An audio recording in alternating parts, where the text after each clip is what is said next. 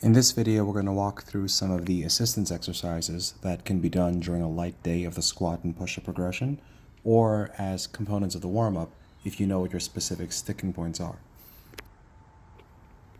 A lot of folks who do this type of training will quickly find out that they have knee issues, and for those who can figure out the technique and handle it, one of the best tools I've had for helping many patients, both athletic and non-athletic, with their knee pain is the ATG split squat. Now, if you saw the first rep, you notice that I'm basically setting my knees straight over my toes, like that guy. And for those who can do it, that's great. For those who can't, it's good to use either a stick to assist for balance or to use a box or something to change the elevation to shorten the range of motion, with the idea that as you progress further, you need these support tools less and less.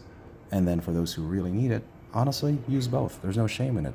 For a lot of my patients with balance issues, my older folks, frankly, we tend to use it just like this, where I use a stick and some kind of elevation to really groove that pattern, and then we wean off one or the other depending on what they feel more confident in.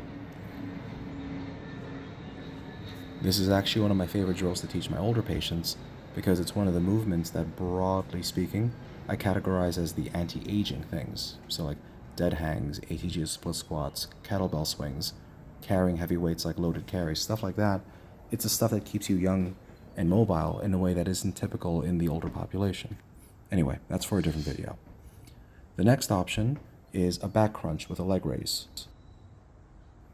Now, a back crunch is something we'll have to dissect in a later video. Essentially, what you do is you take a deep breath in, and as you exhale, you press your lumbar spine into the floor to create a lot of tension in the abdominal area.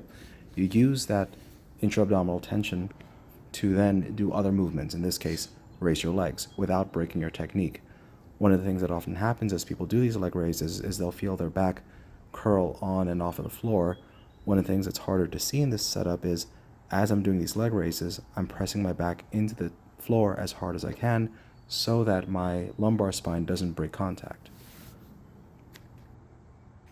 Something worth noting with the back crunch and the leg raise is because of all the tension I'm creating on purpose, we don't really do a lot of volume with this one. You do a few reps, shake it out, and try again later.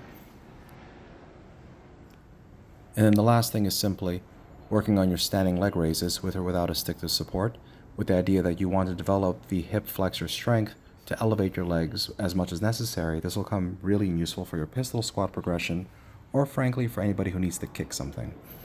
Related to that, if your hamstrings or your glutes are the limiting factor to the height of your kick or your leg raise, simply stretching a hamstring offers a lot and is a simple thing to do.